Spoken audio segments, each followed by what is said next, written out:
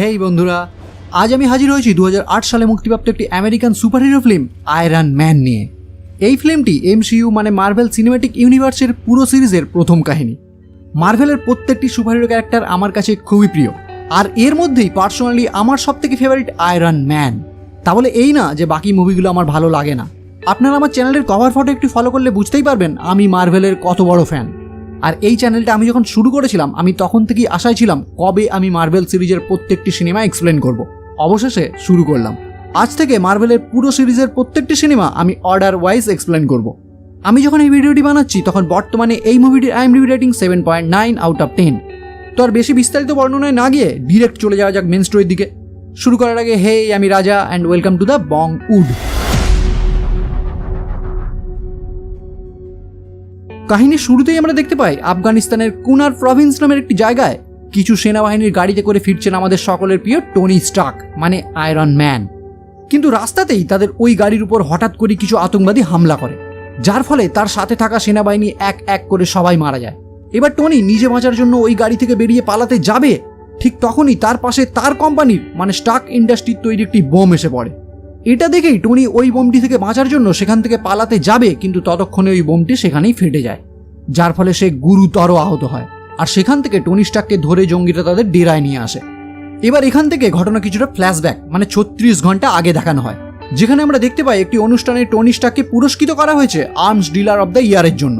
কিন্তু তার বন্ধু রোডি যখন গর্বের সহিত ওই পুরস্কারটি দেওয়ার জন্য তাকে স্টেজে আমন্ত্রণ জানায়, তখন আমরা দেখতে পাই ওই পুরস্কারটি নেওয়ার জন্য স্টেজে গিয়ে উপস্থিত হয়েছে টনি স্টার্কের বাবার বন্ধু আর তার বিজনেস পার্টনার ওবাডিয়া স্টেন। আসলে টনি তখন একটি ক্যাসিনোতে জুয়া খেলতে ব্যস্ত। এরপরই সেখানে তার বন্ধু রোডি ওই পুরস্কারটি নিয়ে পৌঁছে যায় তাকে দেওয়ার জন্য। কিন্তু টনি সেই পুরস্কার দেখে তাকে জানায় এইরকম পুরস্কার আমার বাড়িতে প্রচুর আছে। এমনকি ওই ক্যাসিনো থেকে বেরোনোর পথেই টনি ওই পুরস্কারটিকে একজনকে গিফট করে দেয়। এবার বাড়ি ফেরার পথে টনি যখন গাড়িতে উঠতে যাবে, ঠিক তখনই ক্রিস্টিয়ান এভারহার্ট নামে একটি লেডি রিপোর্টার এসে তার ইন্টারভিউ নেবার চেষ্টা করে আর বলে আপনার কোম্পানি যে এইসব আধুনিক হাতিয়ারের লেনদেন করে এটা পুরো পৃথিবীর জন্য ক্ষতিকারক। কিন্তু টনি তাকে উত্তরে জানায় এই পৃথিবীতে কোনো কিছুই ঠিক না।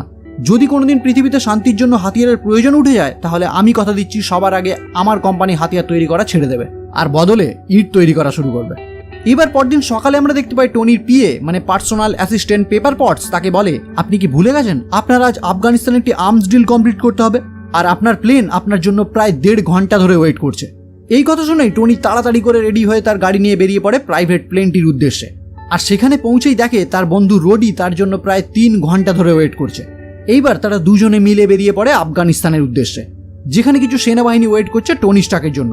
টনি স্টার্ক সেখানে পৌঁছেই তার তৈরি একটি আধুনিক মিসাইলের ক্ষমতা প্রদর্শন করে আর জানায় তার তৈরি এই জেরিকো মিসাইল এতটাই আধুনিক যে শত্রুপক্ষকে সে নিমেষেই ধ্বংস করে দিতে পারে। আর ওই মিসাইলটি প্রদর্শনের সময়ই আমরা দেখতে পাই আয়রন ম্যান সিরিজের সিগনেচার একটি সিন, যেটা আমরা প্রায় প্রত্যেকেই কোথাও না কোথাও একবার হলেও দেখেছি। এরপরই টনি তার পরিচিত কাউকে একজনকে ফোন করে বলে এই ড্রিলটি যদি আমরা কমপ্লিট করতে পারি তাহলে আমরা মিলিয়নিয়ার থেকে বিলিয়নিয়ার হয়ে যাব। মোবাইলে কথা বলা শেষ করেই সে একটি গাড়িতে করে রওনা হয় তার বাড়ি ফেরার উদ্দেশ্যে। আর এই যাত্রাপথেই তার উপর হামলা করে আতঙ্কবাদীরা, মানে আমরা একটু আগেই যে ঘটনা দেখে এসেছি। এখান থেকে স্টোরি আবার ফিরে আসে প্রেজেন্টে। এবার আমরা দেখতে পাই টনি স্টার্কের জ্ঞান ফিরলে সে দেখতে পায় তার বুকের ভিতরে একটি মেশিন ফিট করা, যেটা থেকে দুটি তার বেরিয়ে সোজা একটি ব্যাটারিতে কানেক্ট করা আছে। এটা দেখে সে প্রথমে বুঝতেই পারছিল না তার সাথে এটা কি করা হয়েছে। তখন সে তার পাশে থাকা একটি লোককে দেখতে পায় যার নাম ইয়ং সেন। টনি তখনই তাকে জিজ্ঞাসা করে তুমি আমার সাথে এটা কি করেছো। ইয়ং সেন তখন তাকে বলে একটা বোম বিস্ফোরণে তুমি গুরুতর আহত হয়ে পড়েছিলে আর ওই বোমেরই কিছু বিষাক্ত অংশ তোমার শরীরের ভিতর প্রবেশ করেছে। আমি অনেক চেষ্টা করে কিছুটা বের করতে সমর্থ হলেও তোমার হৃৎপিণ্ডের কাছাকাছি কিছু বিষাক্ত জিনিস এখনো আটকে আছে যেটা আমি বের করতে পারিনি। আর ওই বিষাক্ত জিনিসগুলি যাতে তোমার হৃৎপিণ্ডে পৌঁছাতে না পারে তাই আমি তোমার বুকে ইলেকট্রোম্যাগনেটিক জিনিসটি লাগিয়ে দিয়েছি। আর ওই জিনিসটিকে চালু রাখার জন্যই আমি ওই গাড়ির ব্যাটারিটি ইউজ করেছি।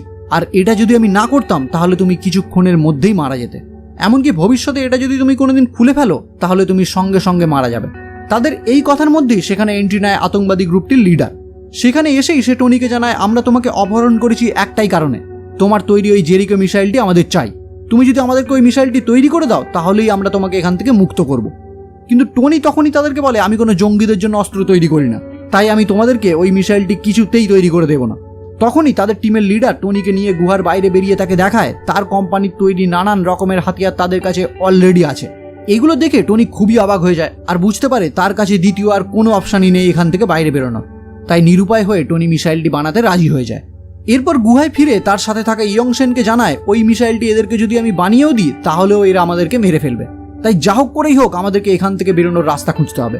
তখন ইয়ংসেন তাকে জানায় এটা এমনই একটি পাহাড়ি এলাকা যেখান থেকে ওরা যদি তোমাকে না ছাড়ে তাহলে তুমি কোনোদিনই এখান থেকে নিজে নিজে বেরোতে পারবে না, আর ইউএস আর্মি এই জায়গাটিকে কোনোদিনই খুঁজে পাবে না।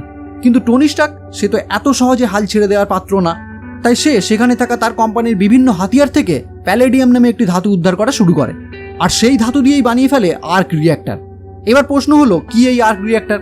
টনি স্টার্কের বুকে যে ইলেকট্রোম্যাগনেটিক মেশিনটি লাগানো ছিল সেটাকে পাওয়ার দেওয়ার জন্য তাকে একটি ব্যাটারি ইউজ করতে হচ্ছিল, কিন্তু তার বানানো এই আর্ক রিঅ্যাক্টর এমনই এক জিনিস যার সাহায্যে ওই ইলেকট্রোম্যাগনেটিক মেশিনটিকে কোনো ব্যাটারি ছাড়াই সে চালু রাখতে পারবে।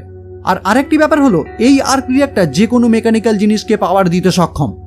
এবার আমরা দেখতে পাই আর্ক রিঅ্যাক্টর তৈরির পরেই টনি তার সাথে থাকা ইয়ংসনকে 3টি কাগজে আঁকা একটি ব্লুপ্রিন্ট দেখিয়ে বলে আমাদেরকে শুধু এই রকম দেখতে একটি স্যুট তৈরি করতে হবে যেটাকে পাওয়ার দেবে আমার তৈরি করা এই আর্ক রিঅ্যাক্টর।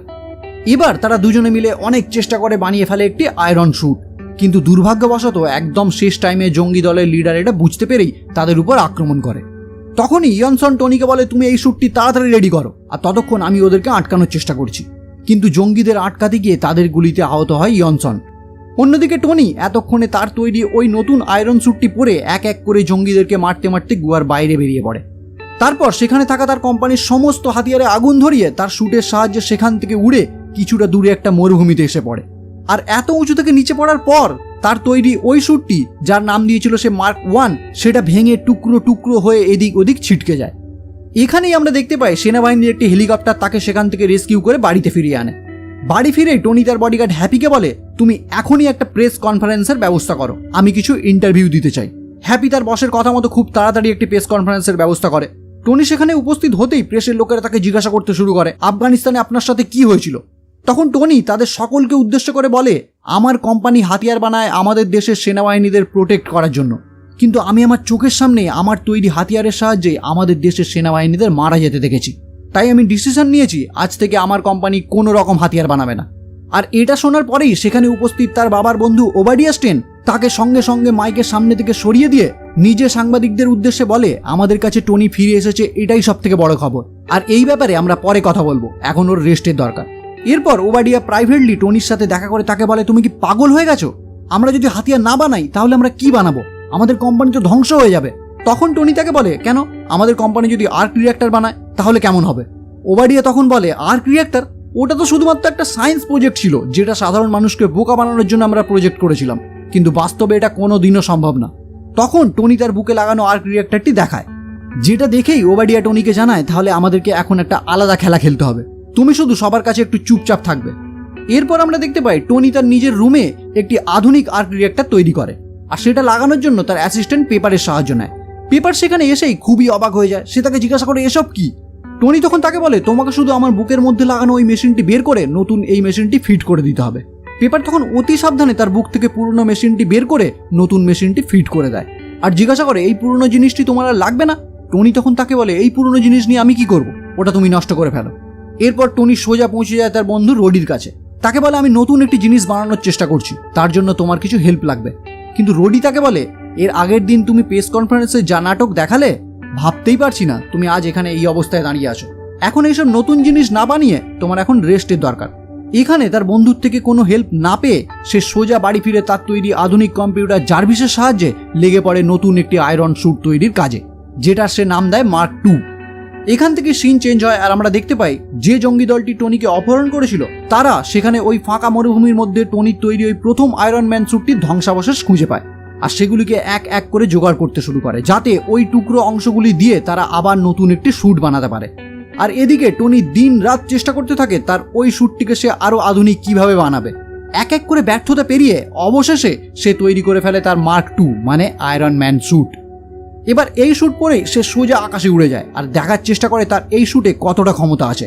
কিন্তু যখন সে আকাশের অনেকটা উপরে উঠে যায় তখনই দেখতে পায় তার পুরো স্যুটটিতে বরফ জমতে জমতে হঠাৎ করেই স্যুটের মধ্যে সমস্ত পাওয়ার অফ হয়ে যায়। এবার উপর থেকে সোজা নিচে পড়তে শুরু করে, আর এর মাঝেই তার স্যুটটি আবার চালু হয়ে যায়, মানে তার স্যুটে আবার পাওয়ার ফিরে আসে, আর টনি সোজা বাড়িতে ফিরে আসে। এবার বাড়িতে ফিরে এসেই দেখতে পায় যে পুরনো আর্ক রিঅ্যাক্টরটিকে সে পেপারকে নষ্ট করে দিতে বলেছিল সেই আর্ক রিঅ্যাক্টরটিকে পেপার একটি ভালো ফ্রেমে বাঁধিয়ে টনিকে গিফট করে গেছে, যাতে লেখা আছে এটাই প্রমাণ টনি স্টার্কের হৃদয় আছে। এটা দেখে টনি খুবই খুশি হয়ে যায় আর সে তার নিজের কাছে সেটা রেখে দেয়। আর এখন সে চেষ্টা করতে থাকে এই স্যুটটি পরে সে যত ওপরেই যাক না কেন এতে যেন বরফ না জমে। আর জার্ভিসের সাহায্য নিয়ে সে ওই স্যুটটিতেই টাইটেনিয়াম আর সোনার মিশ্রণ অ্যাড করে আরও আধুনিক করে তোলে, যাতে যত ওপরেই উঠুক না কেন তার স্যুটটি ঠান্ডায় জমে যাবে না। এরপরই টনি টিভিতে একটি নিউজ শুনতে পায় তার বাবার বন্ধু ওবাডিয়া স্টেন একটি সুন্দর পার্টি অ্যারেঞ্জ করেছে, যেখানে সে টনিকে ইনভাইটই করেনি। কিন্তু টনি ইনভাইট না পেয়েও সোজা সেই পার্টিতে হাজির হয়ে যায়, যেখানে তার সাথে সেই রিপোর্টার ক্রিস্টান এভারহার্টের সাথে আবারও দেখা হয়। সে তাকে জানায় তুমি যে জেরিকো মিসাইলটি ইউএস গভর্নমেন্টকে দিয়েছিলে ঠিক সেই রকম মিসাইল একটি আতঙ্কবাদী গ্রুপের কাছেও আছে, যারা সেটিকে ইসরায়েলের গুলমিরা নামে একটি জায়গায় এক্সপেরিমেন্ট করছে। এটা জানার পরেই টনি স্টার্ক খুবই রেগে যায় আর চিন্তা করে এই মিসাইলটি তো টনি তাদেরকে বিক্রি করেনি, তাহলে তারা এটা কোথা থেকে পেল। এখন তার সন্দেহ হয় তার বাবার বন্ধু মানে তার বিজনেস পার্টনার ওবাডিয়া স্টেনের ওপর। সঙ্গে সঙ্গেই টনি তাকে গিয়ে জিজ্ঞাসা করে তুমি কেন ওই আতঙ্কবাদীদের জেরিকো মিসাইলটি বিক্রি করেছো। এবার ওবাডিয়া তাকে বলে দেখো এটা বিজনেস আর আমি বিজনেসের জন্য যে কোনো কিছু করতে পারি। ওবাডিয়ার এইসব কথা শুনে টনি আরও রেগে যায় আর সঙ্গে সঙ্গে বাড়ি ফিরে এসে তার ওই স্যুটটিকে আরও বেশি পাওয়ারফুল করে তোলার কাজে লেগে পড়ে।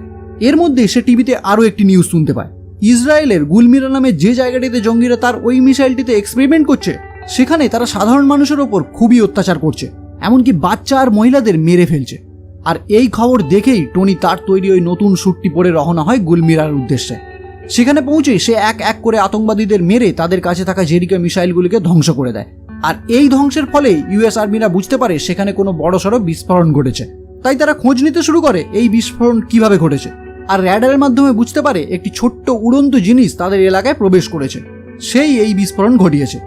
এবার টনি যখন তার দেশের সাহায্যে উঠতে উঠতে বাড়ি ফেরার পথে রওনা হয়েছে তখনই তার পিছনে ধাওয়া করে ইউএস আর্মির দুটি যুদ্ধবিমান F-22। টনি তাদের হামলার হাত থেকে বাঁচতে গিয়ে একটি F-22 ধ্বংস হয়ে যায়।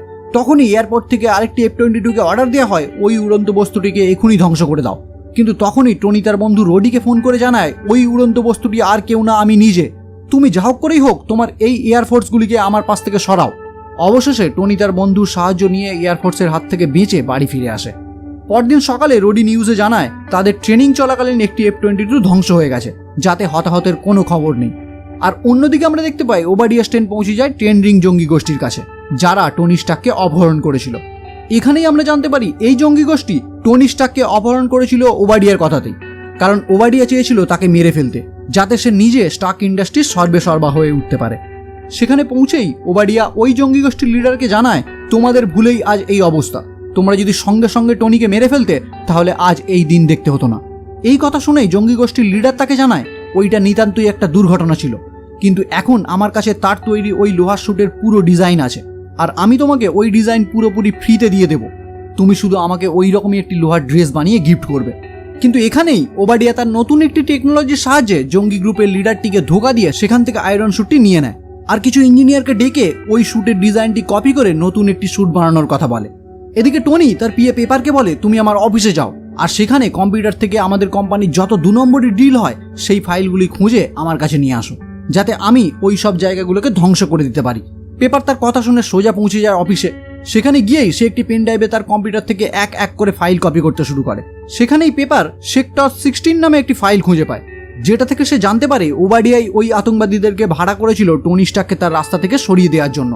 আর এই সব ফাইলগুলি সে যখন ওই পেন ড্রাইভে কপি করছে ঠিক সেই টাইমেই ওবাডিয়া সেখানে এসে হাজির হয়। কিন্তু পেপার তাকে কথার জালে ফাঁসিয়ে পেন ড্রাইভে ফাইলগুলি কপি করে পেন ড্রাইভ নিয়ে সেখান থেকে বেরিয়ে পড়ে। এবার পেপার যখন সেখান থেকে বেরিয়ে যায় তখনই ওবাডিয়া কম্পিউটারটি দেখে বুঝতে পারে পেপার তার কম্পিউটার থেকে সব ফাইল কপি করে নিয়ে গেছে। সে সঙ্গে সঙ্গেই তখন পেপারের পিছু নিতে শুরু করে। কিন্তু এখানেই আমরা দেখতে পাই শিল্ডের এজেন্ট কলসনকে, যে টনি স্টার্কের অ্যাপয়েন্টমেন্ট নেওয়ার জন্য পেপারের সাথে দেখা করতে এসেছে। কিন্তু এখন পেপার যখন বুঝতে পেরে গেছে তাকে এখান থেকে ওবাডিয়া আর কিছুতেই বের হতে দেবে না, তাই পেপার এই এজেন্টের সাহায্য নেয় আর তাকে বলে আমি এখনই তোমার সাথে অ্যাপয়েন্টমেন্ট ফিক্স করাবো, তুমি চলো আমার সাথে। আর এজেন্ট কলসনের সাথেই পেপার এখান থেকে বেরিয়ে যায়। এইসব দেখেই ওবাডিয়া এখন সোজা পৌঁছে যায় যেখানে তার নতুন স্যুটটি ইঞ্জিনিয়াররা তৈরি করছিল। কিন্তু সেখানে গিয়ে জানতে পারে তার ইঞ্জিনিয়াররা কোনো মতেই আর্ক রিঅ্যাক্টরটি তৈরি করতে পারেনি, যার সাহায্যে তাদের বানানো ওই স্যুটটিতে পাওয়ার আসবে। তখনই সে তাদের ইঞ্জিনিয়ারদের ওপর খুবই রেগে যায় আর বলে যেটা টনি একটা গুহায় বসে ফেলে দেওয়া জিনিসপত্র দিয়ে বানিয়ে ফেললো সেটা তোমরা এত দিন ধরে বানাতে পারছো না। জবাবে ইঞ্জিনিয়াররা তাকে জানায় আমরা কেউ টনি স্টার্ক না। সিরিয়াসলি এই কথাটা আমার এতটাই সুন্দর লেগেছে বলে বোঝাতে পারবো না, কারণ এই কথা থেকে বোঝা যায় Tony Stark the great Tony Stark কতটা জিনিয়াস। যাই হোক, এবার ওবাডিয়া সোজা পৌঁছে যায় টনির কাছে, আর সেখানে তার ওই আধুনিক যন্ত্রের সাহায্যে, মানে যেটা দিয়ে ওই জঙ্গি গোষ্ঠীর লিডারটিকে সে পরাস্ত করেছিল, সেটার সাহায্যে টনিকে কিছুক্ষণের জন্য ক্ষমতাচ্যুত করে দেয়। তারপর তার বুকে লাগানো ওই আর্ক রিঅ্যাক্টরটি খুলে নিয়ে সেখান থেকে পালিয়ে যায়। এবার টনির বুকে যেহেতু ওই আর্ক রিঅ্যাক্টর নেই, তাই সে ধীরে ধীরে মৃত্যুর দিকে এগোতে থাকে। কিন্তু এর মাঝেই তার মনে পড়ে পেপার তার আগের আর্ক রিঅ্যাক্টরটি তাকে একটি কাঁচের ফ্রেমে বাঁধিয়ে গিফট করেছিল, যেটা সে খুব যত্নে সাজিয়ে রেখেছে। তাই সে কোনো মতে সেখান পর্যন্ত পৌঁছানোর চেষ্টা করে, আর অ্যাট লাস্ট সেখানে পৌঁছে কোনো মতে ওই পুরনো আর্ক রিঅ্যাক্টরটি নিজের বুকে লাগিয়ে নিজেকে জেনারেট করে সঙ্গে সঙ্গে তার তৈরি নতুন স্যুটটির সাহায্যে ওবাডিয়া স্টেনের উদ্দেশ্যে রওনা হয়। কিন্তু অন্যদিকে আমরা দেখতে পাই পেপার শিল্ডের ওই এজেন্টটির সাহায্যে কিছু পুলিশ কর্মীকে সঙ্গে নিয়ে পৌঁছে যায় ওবাডিয়াকে গ্রেপ্তার করার জন্য, কারণ সে টনি স্টার্ককে মেরে ফেলতে চেয়েছিল। এবার পেপার যখন সেক্টর 16-এ পৌঁছায়, ততক্ষণে ওবাডিয়া তার তৈরি ওই নতুন স্যুটটিতে টনির থেকে নিয়ে আসা আর্ক রিঅ্যাক্টরটি লাগিয়ে রেডি করে ফেলেছে। আর পেপার সেখানে পৌঁছানোর সঙ্গে সঙ্গে ওবাডিয়া তার ওই নতুন ড্রেসটির সাহায্যে তাকে মেরে ফেলার চেষ্টা করে, কিন্তু ততক্ষণে তাদের মধ্যে এসে পড়ে টনি স্টার্ক। আর এখানেই শুরু হয় তাদের মধ্যে একটি দুর্দান্ত ফাইট সিন। যেহেতু ওবাডিয়ার তৈরি লোহার ড্রেসটি ছিল সাইজে অনেক বড়, তাই ক্ষমতাও তার একটু বেশি ছিল। কিন্তু আমাদের জিনিয়াস টনি স্টার্কের বুদ্ধির কাছে তার বুদ্ধি ছিল একদমই নগণ্য। টনি যখন দেখতে পায় সে কিছুতেই তাকে হারাতে পারছে না, তখনই সে তার ওই শুটের সাহায্যে উপরের দিকে উঠতে শুরু করে, কারণ টনি জানে কিছুটা উপরে ওঠার পরেই ওবাডিয়ার শুটে বরফ জমে যাবে আর সঙ্গে সঙ্গেই সে শক্তি হারাবে। আর হলোও তাই, কিছুটা উপরে ওঠার পরেই ওবাডিয়ার শুটে বরফ জমে সে আবার নিচের দিকে পড়তে শুরু করে। কিন্তু নিচে পড়ে গিয়েও সে আবার টনির সাথে লড়াই করতে শুরু করে। আর অবশেষে আমরা দেখতে পাই টনি পেপারের সাহায্য নিয়ে সেখানে থাকা একটি বৈদ্যুতিক চুল্লিতে পাওয়ার বাড়িয়ে একটি বড় বিস্ফোরণ ঘটিয়ে ওবাডিয়াকে হারাতে সক্ষম হয়। এবার পরদিন সকালে দেখা যায় একটি প্রেস কনফারেন্সে টনি স্টার্ককে ইন্টারভিউ দিতে হবে, কারণ আগের দিন স্টার্ক ইন্ডাস্ট্রিতে যে বিস্ফোরণ ঘটেছে সেটা কিভাবে ঘটেছে, আর তার আশেপাশেই লোহার ড্রেস পরা যে মানুষটিকে দেখা গেছে সেটা কি টনি স্টার্ক নিজে নাকি অন্য কেউ। টনি এই টাইমে নিজেও নিউজ পেপারে লক্ষ্য করে তার ওই লোহার তৈরি স্যুটটিকে রিপোর্টাররা নাম দিয়েছে আয়রন ম্যান। আর এখানে আমরা দেখতে পাই শিল্ডের ওই এজেন্টটি টনিকে এসে একটি স্ক্রিপ্ট দেয় আর বলে কনফারেন্সে গিয়ে এতে যা লেখা আছে আপনি হুবহু সেটাই বলবেন, এর বাইরে কিছুই না। স্ক্রিপ্টে লেখা ছিল ঘটনার দিন এখানে আপনি ছিলেন না, আর ওই লোহার ড্রেসগুলি আপনার বডিগার্ড, তারা নিজেদের মধ্যে ট্রেনিং কমপ্লিট করছিল। কিন্তু টনি যখন প্রেস কনফারেন্সে গিয়ে উপস্থিত হয় আর রিপোর্টাররা একের পর এক তাকে কোশ্চেন করতে শুরু করে, তখনই সে কিছুটা অপ্রস্তুত হয়ে পড়ে। পাশে থাকা রোডি তাকে জানায় এত ঘাবড়ানোর কিছু নেই, যা লেখা আছে তুমি পাই টু পাই তাই বলে দাও। আর এখানেই আমরা এই টোটাল আয়রন ম্যান সিরিজের সেই সিগনেচার ডায়লগটি শুনতে পাই, যেটার মাধ্যমে টনি স্টার্ক সবাইকে তার নিজের পরিচয় দিয়ে দেয় আর বলে I am iron man. Post credit সিনে দেখানো হয় নিক ফিউরি টনি স্টার্কের সাথে দেখা করে আর বলে আমি শিল্ডের ডিরেক্টর, আমি তোমার সাথে দেখা করতে এসেছি কারণ আমার নেক্সট প্রজেক্ট অ্যাভেঞ্জার ইনিশিয়েটিভে আমি তোমাকে অ্যাপয়েন্ট করতে চাই। আর এখানেই আমার ফেভারিট মুভিটি শেষ হয়। তো কেমন লাগলো বন্ধুরা আজকের ভিডিও? যদি ভালো লাগে তাহলে অবশ্যই লাইক করো, কমেন্ট করো, শেয়ার করো, আর এইরকম ভিডিও সবার আগে পেতে চ্যানেলটি অবশ্যই সাবস্ক্রাইব করে বেল আইকনটি ক্লিক করে দিও। তো দেখা হচ্ছে পরের ভিডিও ইনক্রেডিবল হাল্ক নিয়ে, আর ততক্ষণের জন্য বাই।